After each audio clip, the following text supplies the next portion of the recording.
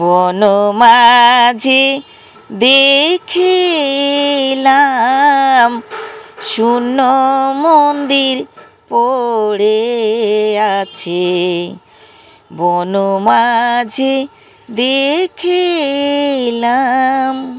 তাদের তুলি গ্রাম বাংলার হারিয়ে যাওয়া গল্প বলে।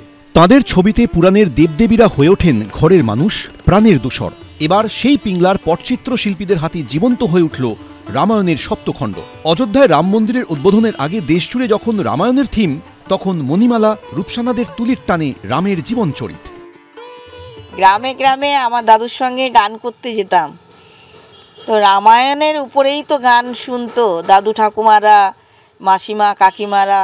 রামায়ণের 7 খণ্ড যে রামায়ণ, তো সেই 7 খণ্ড আমরা করেছি, যেমন সীতাহরণ, সেতু বন্ধন, রাবণ বধ। উদ্বোধনের পরে যে ঘটনাগুলো, কিভাবে মন্দির তৈরি হলো, কিভাবে কি হলো, কত তারিখে উদ্বোধন হলো, এইগুলো নিয়ে আর তখন একটা করব। দেশ বিদেশে সমাদৃত পশ্চিম মেদিনীপুরের পিংলার পটচিত্র। কখনো তাদের তুলির টানে উঠে আসে চণ্ডীমঙ্গলের গল্প, কখনো বা মনসা মঙ্গলের বেহুলা লক্ষিন্দরের উপাখ্যান, কোথাও আবার শ্রীকৃষ্ণের লীলা। কিন্তু সেই সব শিল্পীদের তুলির টানেই এবার উঠে আসছে রামায়ণের 7 খণ্ড। রামের বনবাস থেকে 108টি নীলপদ্মের খোঁজ, লঙ্কায় যুদ্ধ থেকে রাবণ বধ, প্রত্যেকটা আখ্যান উঠে এসেছে তুলির টানে, সঙ্গে রামায়ণের গান। আগে চলে রামচন্দ্র, পশ্চাতে জানকী, তাহার পশ্চাতে চলে লক্ষণ ধানুকী। উপরে রবির তাঁত গো, নিচে তাতা বালি, চলিতে না পারে সীতা ননির পুতুলি। রামায়ণের যে সীতার বনবাস হয়েছিল, তো ওখান থেকে সীতাকে যে বনবাসে দিয়েছিল, তারপরে রাবণ বধ করে নিয়ে গেছিলো, তো সেই সমস্ত আমাদের স্টোরি পটচিত্রের মধ্যে আমরা তুলে ধরেছিলাম। ছবিটা এঁকে বা এখানে যে একটা মন্দির হচ্ছে, যে আমাদেরও যে আরও প্রচার জন্য আমাদের খুবই ভালো লাগছে।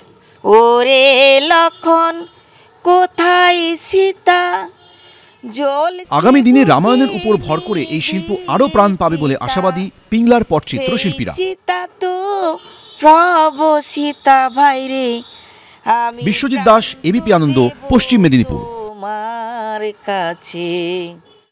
সত্য অন্তহীন, সত্যের খোঁজও তাই, সত্য সন্ধানে তাই আমরা অক্লান্ত, অকুতভয়। এবিপি আনন্দ নতুন ভাবনার প্রতীক, যা মনে মুক্ত, তথ্যে যুক্ত এবং যাবতীয় সীমানার বাঁধন থেকে মুক্ত।